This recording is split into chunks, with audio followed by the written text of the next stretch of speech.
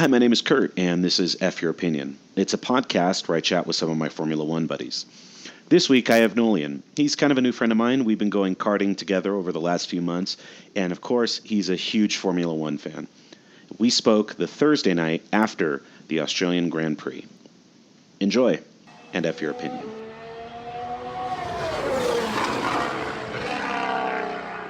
All right, Nolian, tell us a little bit about yourself and how you became an F1 fan.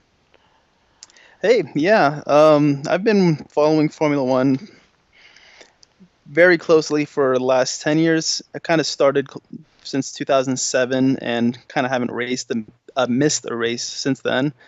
Before then, it was like on and off. I was young at that point, and whenever I would get a chance to see it on TV, I would follow it, and I got into it through racing games back in the day. Yeah. But yeah, as soon as I had found out how to closely follow it and watch all the races, which is kind of difficult sometimes in America. But yeah, ever since about 2007, I really got into it and kind of haven't looked back since. Are you a team guy or a driver guy? I've always followed Mercedes, and again, back then they were only engine suppliers, and I followed McLaren mostly. I don't know if other teams had racing engines, Mercedes engines back then, but McLaren was my go-to. Yeah. Lewis Hamilton joined at that time too, and kind of blew everyone's expectations and mine as well. So naturally, I started supporting him as well. And conveniently, Mercedes made their own team, and also conveniently, Hamilton joined them. So kind of been following Mercedes and Hamilton since kind of the start. Cool. Have you been to any GPs? Yeah, my first one that I went to was in 2012 in Montreal. And then my second one was last year. I went to the Austin Grand Prix. That's funny because I was at that race. So we were Yeah. somewhere in close proximity. But were you in the grandstand or in the general admission? I was in general admission for the race, but I had grandstands for qualifying. Oh, okay. Nice. Yeah, hmm how funny. Yeah, I was there with a couple other guys that'll probably be on the show at some point. And I think it may end up being kind of a semi-regular thing. So, hmm spoiler alert to the audience, Nolian and I and a couple other guys are going to the Canadian GP this year. So we've got that booked and tickets in hand and locked and loaded. But Austin, I haven't thought that far in advance, but maybe I should, make a pilgrimage down there again too. But I mean, yeah, it's a different experience in Montreal for sure. So I've never been to Montreal. Well, to the race. I went to Montreal when I was a kid, like 20 something years hmm ago. But yeah, no, to the race, I'm definitely down to check that out, especially in the summertime. I always like watching it on TV, with like the seaway there, and the track is basically, almost like right between the water almost. So yeah, I'm it's definitely very excited. similar to Albert Park, yeah, when I think about it, and Yeah, it's kind of has the same feel. yeah, hmm very true. Speaking of Albert Park, um, Australian GP, we watched it together, actually at kind of a random F1 event. Um, what did you think of the race? How did it meet or differ from your expectations post qualifying? Well, it was the first race, so naturally I'm going to be super excited for it, and season's finally, you know, what's the word? It's finally started, so yeah, a lot more excited than most other races just because of that. But the race itself didn't have too much, going on action-wise.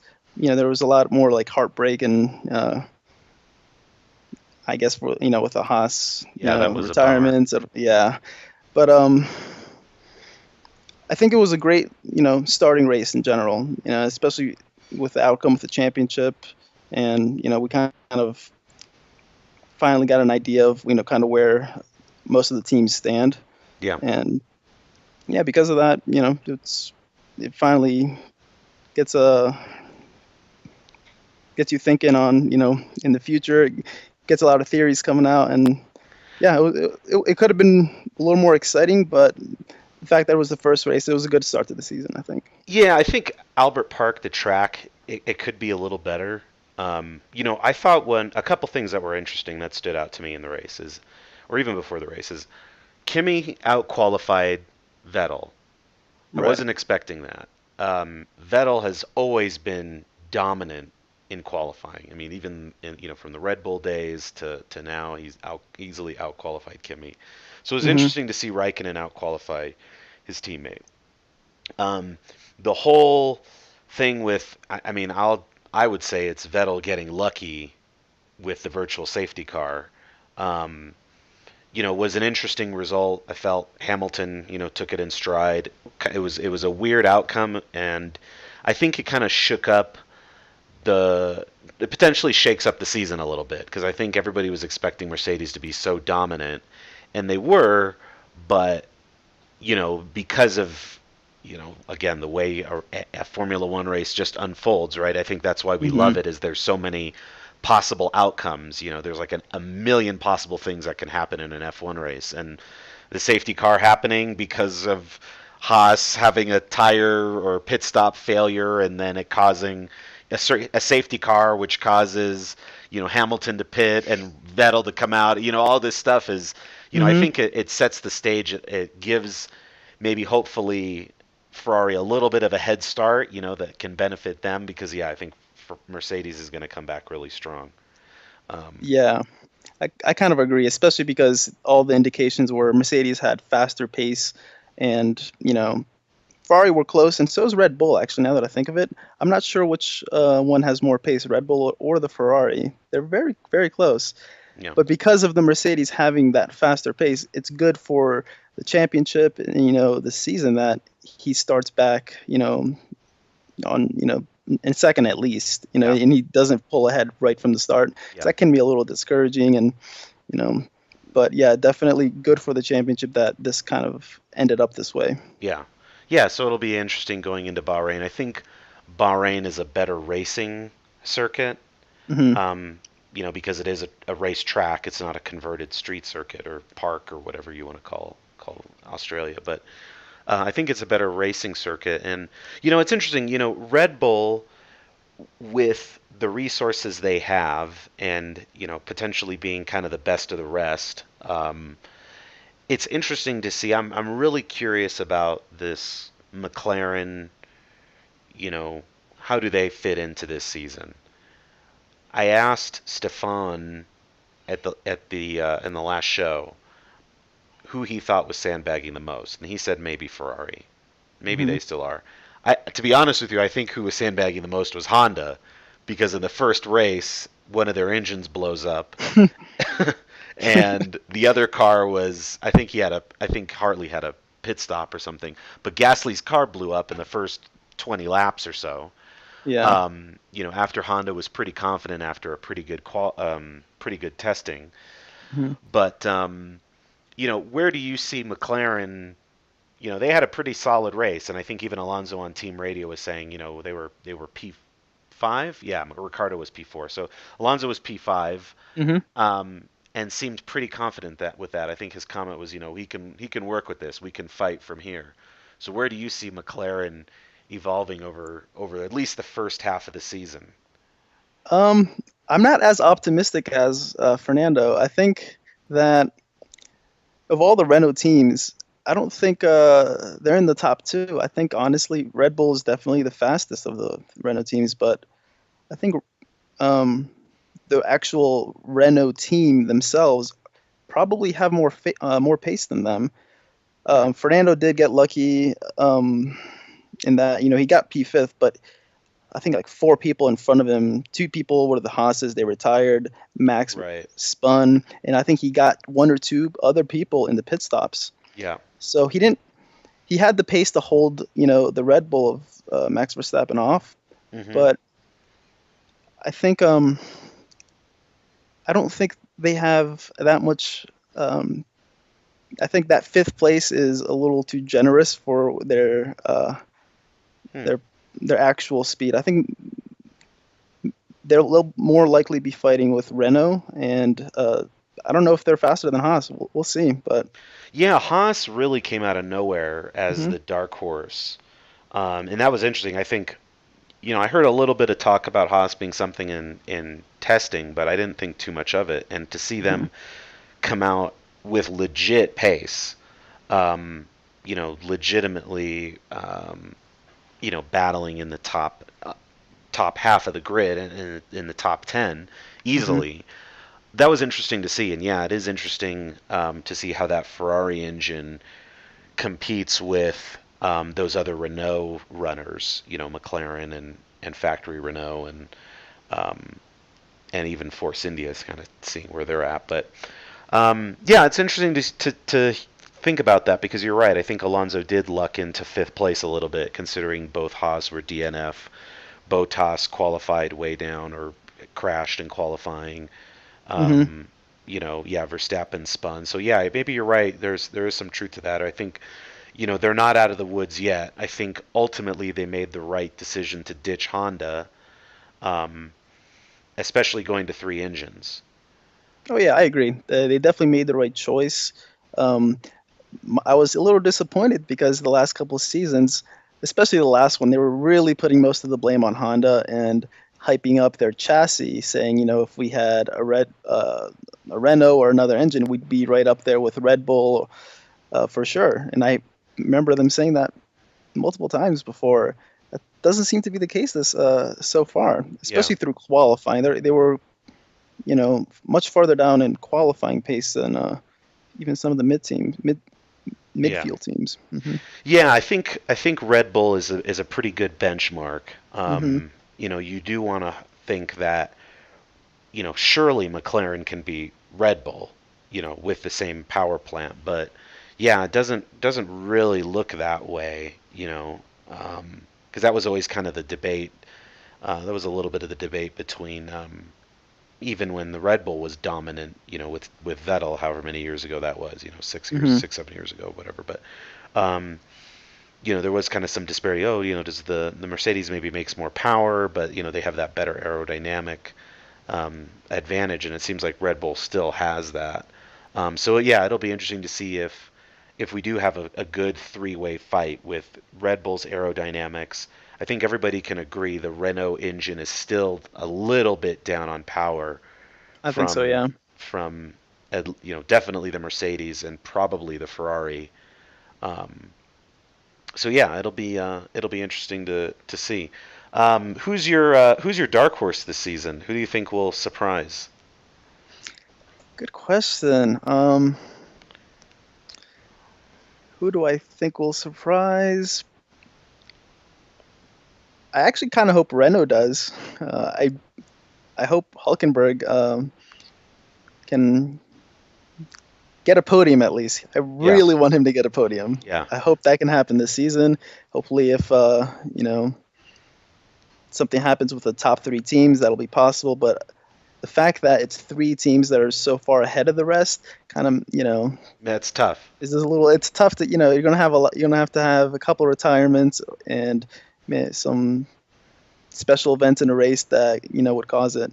But I don't know. But besides those three top teams, yeah, I feel like Hulkenberg and the Haas for sure. I think the Haas definitely has potential, and Mm, I hope they don't fall off throughout the season. I hope they can keep up with the development pace of the other midfield teams. yeah, yeah. The as the season goes on, it's always interesting to see who steps it up. Whose car improves over the year, who falls off over the year, who gives up hmm on the current year's design to start focusing on next year. Um, how that factors in, how that's impacted by the driver market. You know, Yeah. um, it's interesting to see. This year is kind of an interesting year. It's like the calm before the storm almost, because I think, come mid-season we're going to start to find out, what's going to happen with Bottas, what's going to happen with Toro Rosso, what's going to happen with Sainz. Is he going to go back to Red Bull? What's going to happen with Ricardo? Um, hmm what's going to happen with Raikkonen? I mean, people say, what's his name, Leclerc or Leclerc or whatever at Sauber is a shoe in for that Ferrari seat, but I don't think so. Um, It's a little early. yeah, it is a little early. Um, so yeah, I think yeah, we're in for an interesting season. It's going to be. I'm curious to see how it unfolds. I mean, that's what I love about this thing is that Hmm. there's Hmm. different facets of it. Um, Hmm. so yeah, Bahrain. I guess that's next week. We have kind of a down week, which is always kind of a bummer. I wish the first season was a back to back. I would love that. Oh, Um, I know. Yeah. but that's not the case. But going into Bahrain, what do you expect? What do you think? We'll definitely have a better idea of, or a more accurate idea of the pace. I guess Australia qualifying was clean. It wasn't rainy, but it's just like you said, the circuit is, more traditional, and it'll reflect, the pace of other circuits that um, are more traditional like that. So we'll have a better idea of where the teams stand after Bahrain. Um, I think I don't know. It's hard to make predictions on who I think will go well there, but Yeah, yeah, I don't. I like the track. It's definitely a good track. yeah, A couple of those corners are really tough, and it definitely has plenty of opportunities for overtaking. So I think that's definitely gonna, you know, make it a lot more interesting than perhaps Australia was. yeah.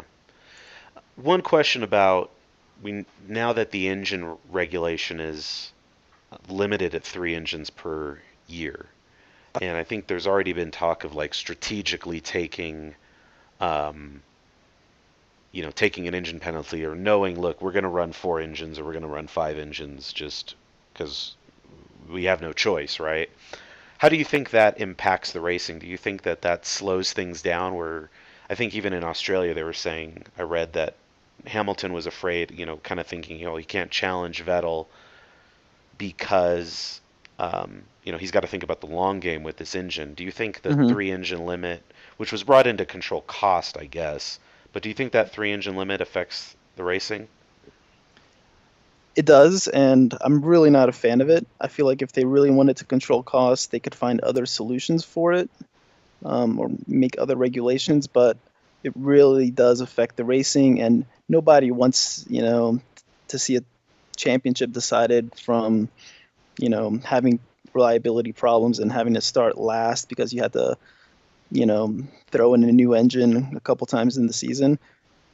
Even though, yeah, it kind of takes away from a close championship to me and Yeah, cheapens it a bit if,